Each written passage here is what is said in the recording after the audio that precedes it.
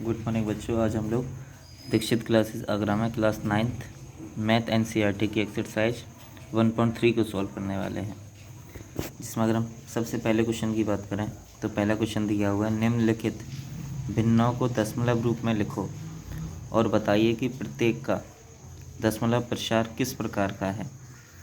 यानी हमसे पूछ रहा हमें क्या करना है, इन सभी क्वेश्चनों को दशमलव में बदलने हैं। तो दशमलव में कैसे बदला जाएगा, तो फर्स्ट का जो फर्स्ट पार्ट है तो दशमलव में कन्वर्ट करना है तो 36/100, तो 100 का 36 में भाग दे दो तो भाग तो जाएगा नहीं, तो दशमलव लगाएंगे 0। 10 का 3 बार जाए 100 का 3 बार जाएगा तो कितना हो गया 300। 60 बचे, दशमलव लगा हुआ है तो एक 0 और आ जाएगा, 100 छक्के 600, तो यानी कितना है 0.36। और यहाँ पर कोई भी शेष नहीं बचा। जब शेष नहीं बचे तो उसको लिखते हैं शांत दशमलव। यानी ये जो दशमलव प्रसार है वो कैसा है, शांत दशमलव है। इसी का सेकंड पार्ट दिया हुआ है 1/11। हमें क्या करना है, 11 से 1 में भाग देना है, तो भाग तो जाएगा नहीं, तो पॉइंट लगा के क्या आ जाएगा 0। 10 अब भी भाग नहीं जाएगा, एक 0 और लगाएंगे तो ये हो जाएगा 100, तो 11 नम्मा 99, कितने बचे 1। ठीक है, फिर 0 लगा दिया। अब 10 में जाएगा नहीं तो एक 0 यहाँ और लगानी पड़ेगी, एक 0 और, फिर से 9 बार 11 नम्मा 99, 1 0, फिर से 0 लगा के यहाँ पे 100 कर देंगे 9।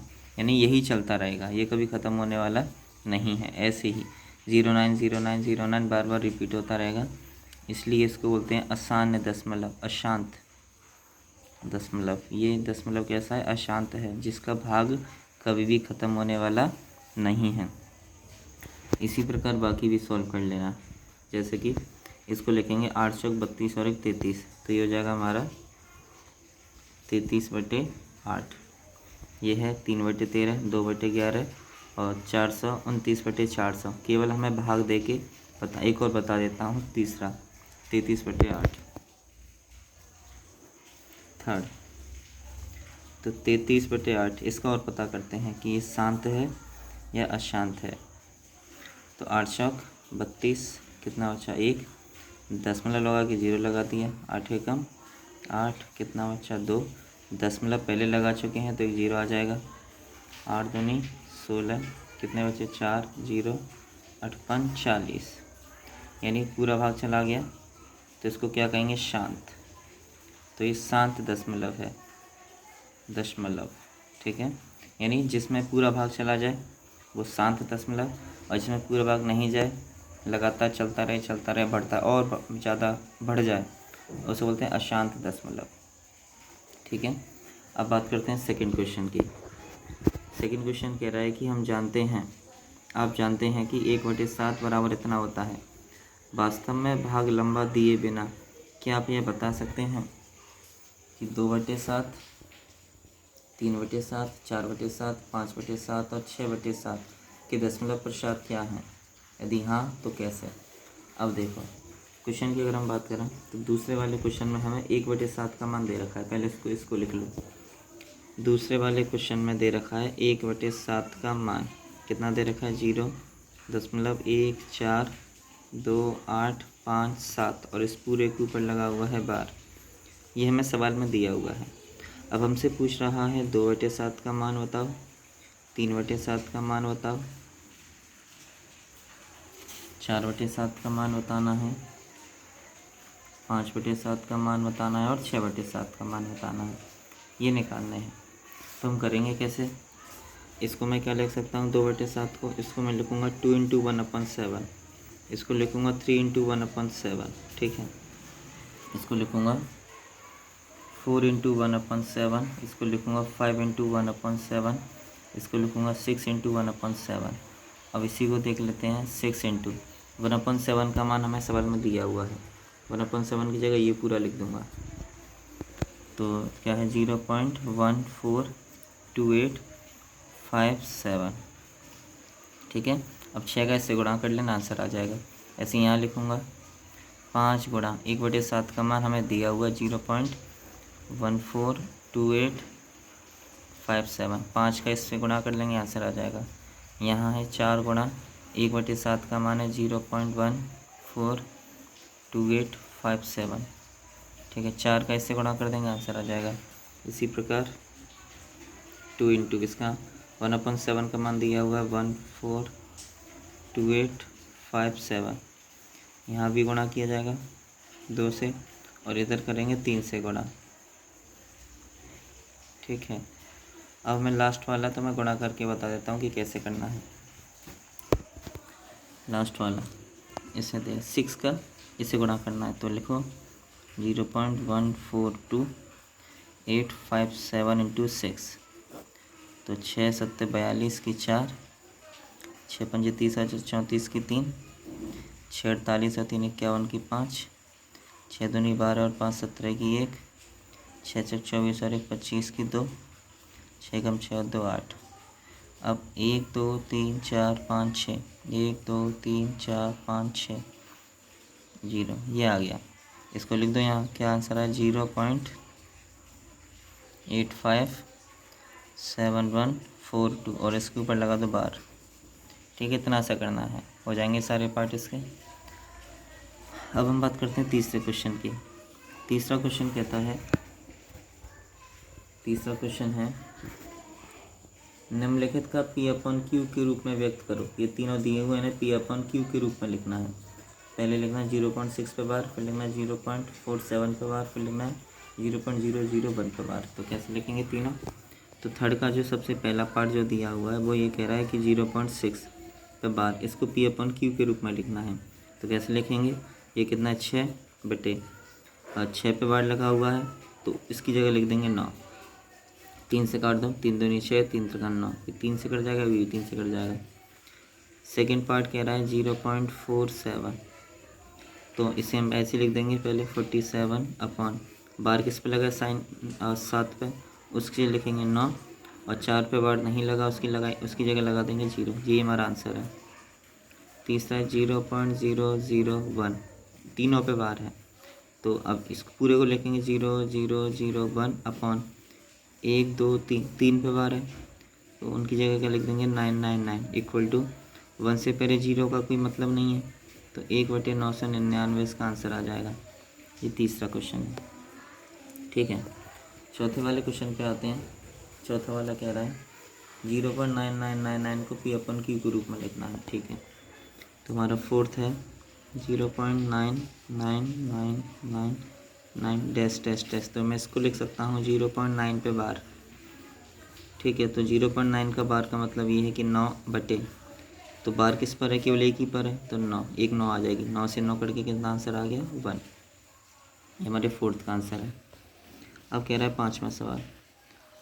अब फिफ्थ क्वेश्चन पर आते हैं। तो फिफ्थ क्वेश्चन कह रहा है कि 1/17 के दशमलव प्रसार में अंकों की पुनरावृत्ति खंड में अंकों की अधिकतम संख्या क्या है? यानी हमें 17 से 1 में भाग देना है, 17 से 1 में भाग देना है। तो देखते हैं 17 1 में, तो सबसे पहले दशमलव लगा के 0 बढ़ा दिया, इधर 10 हो गया, 17 भाग जाएगा नहीं, एक और 0 लगाएंगे तो यहाँ 100 हो गया। 17 पंजे 85, कितना बचा? 15। दशमलव लगा चुके हैं तो एक 0 और आ जाएगी। 17 का पाड़ा पड़ेंगे, 17 कम 17, 17 कम 34, 17 3 51, 17 चौक 68, 17 पंजे 85, 17 छः 102, 17 7 119, 17 8 136, तो 17 8 136, कितना बचा? 14। एक 0 और आ जाएगा, फिर से भाग देंगे। 17 8 136, 4 0 40 हो गया। 17 दूनी 34, 6 0, 17 3 51, कितने बचे? 9 0, 17 पंजे 85, कितने बचे? 5 0। ठीक है, 50 हो गया। फिर 17 दूनी 34, कितने बचे? 16, एक और बढ़ जाएगा। फिर 17 8 136, 17 9 153, 17 9 153, 7 0, 17 चौक 68, कितना हो गया 2 जीरो, 17 एकम 17, कितना हो गया 3 जीरो, 17 एकम 17, कितना हो गया 130। फिर से पढ़ा पढ़ेंगे 17 17 17 34 37 51 17 चौका 60, 17 पंजे 85, 17 छिके 102, 17 सत्ते 119। तो 119 कितने बचे 11, 1 जीरो, 17 छिके 102, 102 कितना बचा 8 जीरो, 17 चौक 68, कितना बचा ये हो जाएगा 120। फिर 17 का 17 छः 102, 17 सत्ते 119, 17 सत्ते 119, कितना बचा 1। और हमने शुरुआत कहाँ से की थी, हमने 1 से ही शुरुआत की थी और लास्ट में कितना आ गया 1। ठीक है, अब 1 आ गया तो यही हमारा ये शेषफल हो जाएगा। कितना हो जाएगा शेषफल। तो कितना आंसर आ गया, इनको अब हम गिन लेंगे 1 2 3 4 5 6 7 8 9 10 11 12 13 14 15 16, यानी 16 अंकों के बाद हमारे आंसर की फिर से क्या होगी, इन सब की पुनरावृत्ति होगी। यानी हमने शुरुआत कहाँ से की थी 1 से भाग देने की, क्योंकि हमारे पास क्या था 1/17 ही तो था। ये तो कह रहा था कि 17 से 1 में भाग दो, 17 से 1 में भाग दिया। अब हम लोगों ने जब भाग दिया तो लास्ट में क्या आ गया 1 ही आ गया। ठीक है, जहाँ से चले भाई वापस, तो फ़ायदा क्या हुआ चलने का। तो कहाँ कितने, फिर हमने जो भाग दिए उसमें कितने अंक आए 16 अंक आए। तो मतलब ये है कि हमने 16 अंक जो किए, अब इनको दोबारा से फिर से लिखना पड़ेगा, क्योंकि दोबारा से 1 आ गया ना। तो हमारे पास ये कौन सा आंसर है 5वां। अब बात करते हैं 6 क्वेश्चन की। 6 क्वेश्चन कह रहा है P/Q के रूप में, छठा सवाल है P/Q के रूप में, P/Q के रूप में की रूप की परमेय संख्याओं के अनेक उदाहरण लीजिए जहाँ P और Q पूर्णांक हैं जिनका एक के अतिरिक्त कोई अन्य गुणनखंड उभयनिष्ठ गुणनखंड नहीं है और जिनका शांत दशमलव प्रसार है। तो शांत दशमलव का मतलब होता है जिन संख्याओं का हर 2 के या 5 के गुणनखंड के रूप में होता है, उसी को हम शांत परमेय संख्या कहते हैं। ठीक है, तो ऐसे कई उदाहरण दे देना जिसमें नीचे 2 का गुणनखंड हो या 5 का हो, जैसे 13/8, जैसे 17/25, जैसे 36/100। ठीक है, इसमें केवल 2 और 5 ही मिलेंगे हर में। अब बात करते हैं 7वें सवाल की। 7वां सवाल कहता है कि ऐसी 3 संख्याएं लिखिए जिनके दशमलव प्रसार अनावर्ती अनस्वानी और अनावर्ती हाँ, यानी ये इसका मतलब होता है 3 संख्या लिखिए जिनका प्रसार अनवसानी और अनावर्ती, यानी जो रिपीट करने वाले हैं। तो रिपीट करने वाले का मतलब ये है, जैसे कि ये एक हमारा उदाहरण हो गया पुनरावृत्ति अनावर्ती।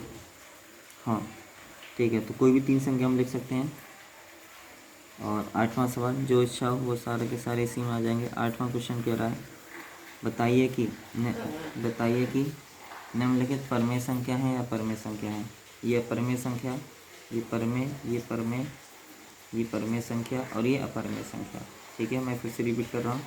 8वें का पहला है अपरमेय संख्या, 9th का पहला है अपरमेय संख्या, दूसरा है परमेय संख्या, तीसरा है परमेय संख्या, चौथा है परमेय संख्या और 5वां है अपरमेय संख्या। ठीक है, 8वां क्वेश्चन रह गया 5/7 और 9/11 के बीच में 3 अलग अलग अपरमेय संख्या लिखनी है। तो किस किस के बीच में 5/7 और 9/11, 5/7 और 9/11 के बीच में हमें क्या लिखनी है 3 अपरमेय संख्या। पहले इसमें भाग दे दो, तो इसका भाग दूंगा तो दशमलव लग के 0 हो जाएगा और 7 सत्ते 49, फिर लगभग 0.7 बढ़ जाएगा।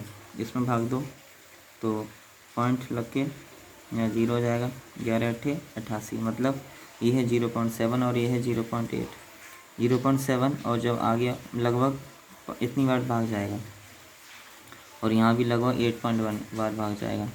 हमें इसके बीच में 3 अपरमेय संख्या लिखनी है। तो पहली संख्या मैं लिख देता हूँ 0.7205 5 7 5 6 कुछ भी लिख दो जो तुम्हारे मन में हो, डेट लगा देना। फिर 0.72 के बाद आएगा 73 5 6, मतलब उल्टी सीधी कोई भी संख्या लिख दो, मतलब रिपीट ना हो, उल्टी सीधी, सब आंसर आ जाएगा। 0.74, मतलब कोई सीक्वेंस ना हो, इस तरीके से नंबर लिख दें। ठीक है, ये तीनों परिमेय संख्या हो गई जो कि 5/7 और 9/11 के बीच में आती हैं। अब बात करते हैं 7वें सवाल की फिर से।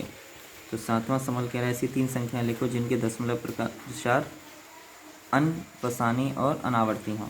तो 7वें का 1.3 का आंसर देखते हैं वो क्या कहता है। तो 1.3 7वें का मतलब वही हमें अपरिमेय संख्या लिखनी है। क्या लिखनी है? अपरिमेय संख्या। तो ऐसी संख्या जिनको P/Q के रूप में नहीं लिख सकते, तो ऐसी संख्या जिनको जैसे P/Q के रूप में नहीं लिख सकते, ये तीनों भी चल जाएंगे, ये भी लिख देना तो ये भी आंसर में आ जाएंगे। ये 7वें का भी आंसर है और ये 8वें का भी आंसर है। ठीक है, तो यहाँ पर हमारी पूरा एक्सरसाइज 1.3 के सारे सवाल हमने कर लिए हैं। नमस्कार।